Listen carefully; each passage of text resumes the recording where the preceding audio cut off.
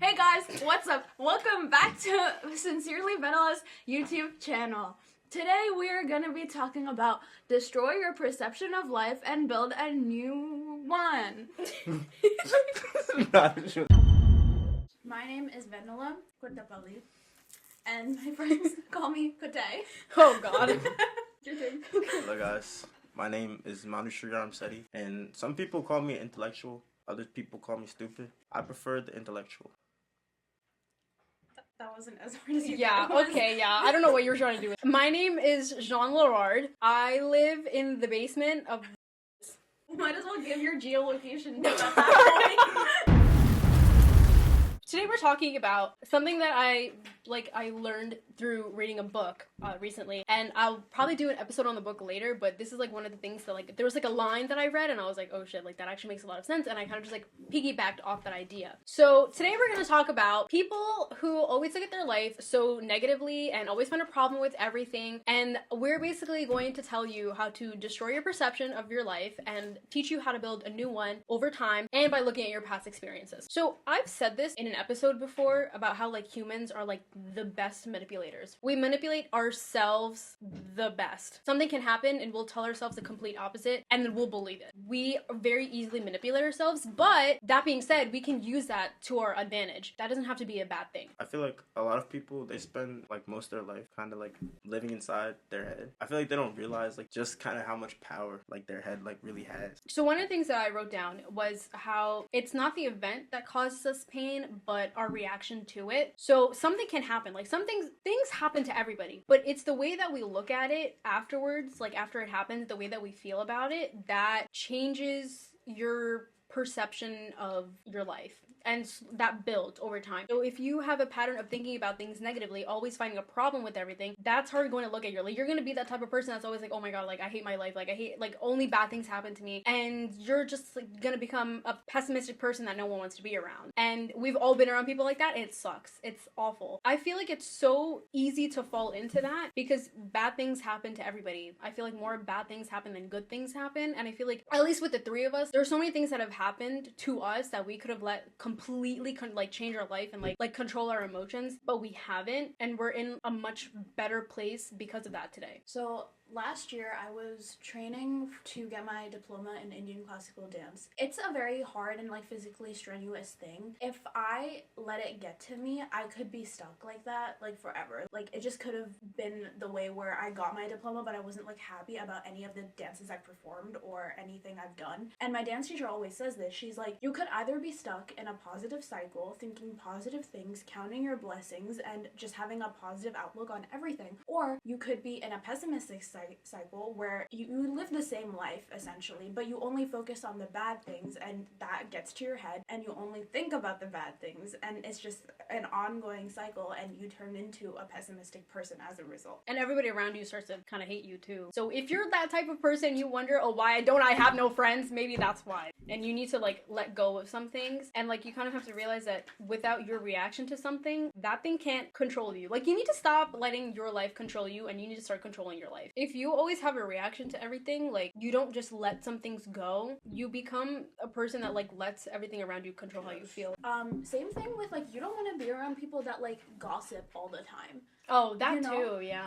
I've recently come to the realization that I rarely ever find myself gossiping anymore, and that's just because I've surrounded myself with people that I'm happy with, I know that if I can confront them about something, that they will strive to change. There's no need to talk about it behind their back. You as a person are just so much happier when you don't gossip and you're not surrounded by other people that gossip. Yeah. I can't remember the last time I sat down with someone and just fully talked shit for a good 2 hours. I haven't done that in so long, and I also realized that because of that, I've just been a lot happier with who I'm friends with. I feel also because we're just not that free anymore. Yeah. We never have time to do those things, and I really noticed that difference between when I was on break, I had nothing to do. I think that was probably the sad saddest I've been in a while, like considering the fact that like there's always just like so much going on, and like I actually had time to sit down and like think about everything, and there wasn't anything to just like keep me moving forward. Now that we're like all back, I actually like see people that I care about, and I actually do work, and I'm like studying again. I feel like my life is like back to normal, and I feel like that might be the solution for some people. Is sometimes you need to get a job, or sometimes you just need to like start getting busy, find a hobby, do something, because #unemployment is not the answer. yeah. I mean, if you're in school, it's Are fine. you unemployed? We're all unemployed. Actually. But it's just like keep yourself busy, because if you're not, then you're gonna start doing stupid shit. Hello guys, it is me, and over here she has something that says you cause your own suffering by reacting to everything, and I just wanted to comment on that. I feel like kind of what that means is that like you kind of like give life to these like thoughts. Like originally thoughts are just like dead, like it doesn't like it's not really detrimental to you at all until you like give it that life, and you give it that like kind of substance and form. And like inside life in total, I'm telling you, I've said this like over and over again, like in my own podcast. It happens in my head. I've said this over and over again, bro. Inside life, there are so many things that you can't control. You know, the weather, whether your teacher's gonna be good or not, the food. You can't control any of that stuff. But the one thing you can't one stop Rutgers, all these bimbos. You can't control any of that. The one thing you can control is your head. And I feel like once you start realizing that, like, damn, I can only control myself, like then you kind of like stop letting that other stuff like outside that you can't control, you know, you can't have no impact on that. You stop letting that stuff like affect you. And I feel like that's when you really kind of get your peace. You're gonna suffer if you think every little thing is like is your fault, or if it's bad, or is like the end of the world. It's not the end of the world. Like you kind of just have to like get like a bigger perspective of like life. There was like weren't there so many times like last semester when we would like get bad grades and we'd like actually crash out for like an hour, but then like at the end of the day, like does that bullshit even matter now? I'm telling you, it doesn't like, even matter for real. It's not that serious. You can still get a job. Exactly. Like that applies for a lot of things. Like stop, like the minute something happens to you and you start like, that's my phone. oh really? Do you want to come sit in this chair? Oh yeah. Wait, he can sit in the back. Yeah, like for real. Yeah. Why do you have to leave, please? Exactly. Yeah, low key, like stop just being a bitch in totality. That's what it is. Yeah. Like honestly, that's all I can say. I mean, I know I have a lot more to, but like I don't know how to describe, but I had this like feeling a lot over break where I was just like going through so much, and I was just like thinking about my life, and I'm like, I could either be so pessimistic and annoying about everything, or I could just do what I can. There's only so much in your favor. Like when I wanted to come back, our classes started on Tuesday. I wanted to come back Sunday, but I couldn't because the snow was so bad here. I was annoyed. Like I was actually very like annoyed. Like usually I don't get annoyed about these things, but it was like I was so irritated because I was like looking forward to coming back. I almost crashed out because I just wanted to be back so bad. And I don't even argue with my parents like that, but I was so mad. I was like, this is so irritating. And that's so fun. I crashed out at my parents too. I was so annoyed. Yeah.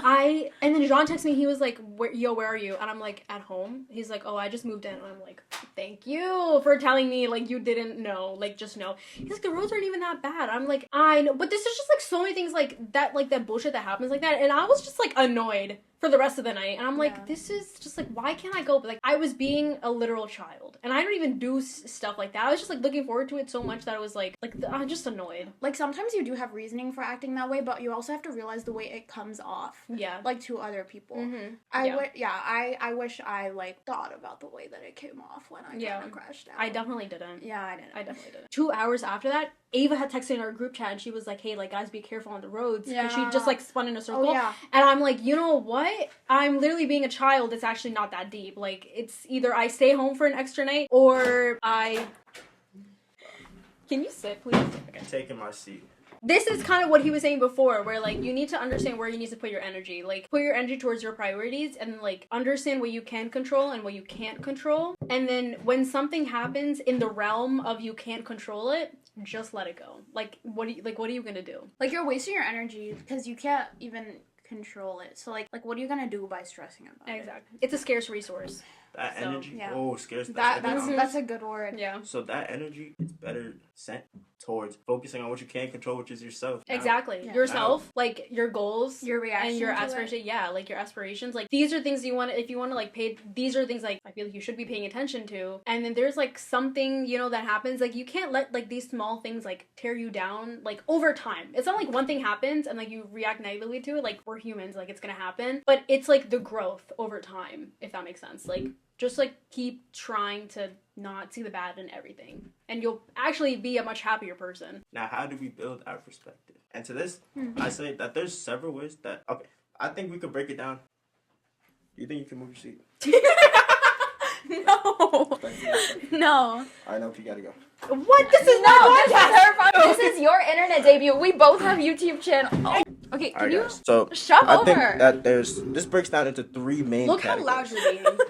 Guys, I think you could build your perspective in three main categories. Number one, reflection. So you might have done stuff in the past, done stuff you were proud of, done stuff you regret. Either way, if you look back on it and you realize like what good came from it, what bad came from it, and you can like by using that like knowledge, you could further learn. Be like, oh, so I should do this again, or maybe oh no, I shouldn't do this again. And it overall just helps like shift and kind of build your worldview. Number two, other people. Like just making connections with other people and like just like talking to them. You know, all these different people, they all have their own lives. They all like been through all this stuff. They all have their own perspectives, right? And if you like see that perspective, what might align with you, like what might be different kind of thinking from you, like and kind of like just retain that information. I feel like that helps you also build your own perspective, you know? Like this one over here, like she might not look like, but she actually has like a very unique perspective. And she's taught me like a lot of stuff, you feel me? This one over here, she has a very unique perspective and she's taught me not to do a lot of stuff.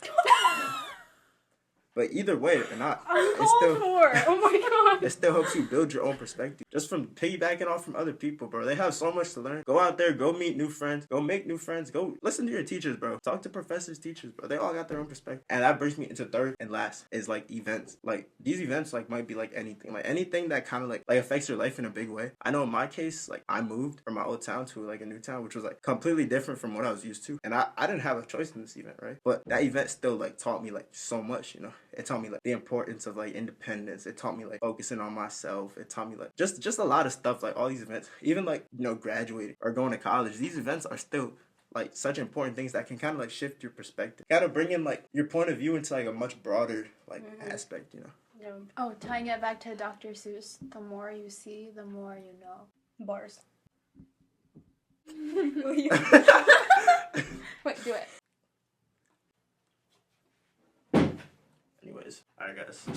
Closing thoughts. Don't let stuff that you can't control your head, because you can't control it. Your mindset is like your biggest weapon. Like it changes so much for you. Like just like the simple thought of knowing what you can achieve. Like if you want to have like that kind of mindset where you want to achieve everything, or if you want to have a positive mindset where you just look at everything positively, like it just changes like the way. It's kind of like the butterfly effect. Like the littlest like thing could just change so much of your entire future, so like don't overlook it. But yeah, I think that's low-key it. If this does well, I might try this again with you guys and Ava. I might do like little like swaps and be like you and Ava one time and then him and Ava one time. So I hope this helped. Thank you guys so much for watching. If you like this, please subscribe, hit the bell icon, and don't miss any future videos. And please like it, and please be a loyal viewer and join the Sincerely Vanilla fan page. We hope this helped, like for real, and maybe we'll do this again. Yeah, I'll be back soon. See you later. You guys want to say bye? Bye. Bye guys. I mean, in the case of me, like I'm nonchalant. Okay. No, I shouldn't. Are you aware that Black History Month is in 8 days? Tomorrow it'll be 7, and the day after that it'll be 6. Holy math. Is there anything else you guys want to say? 10 minutes of like bullshit. Bro. For real?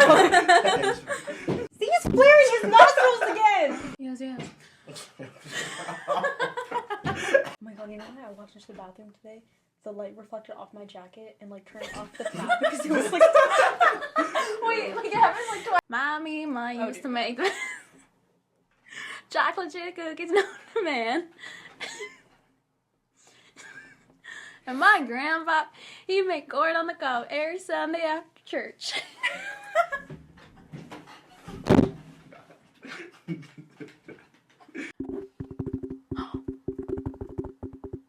Just jokes. You know what I love doing now? Like every time I say like wee baguette, I put the French emoji.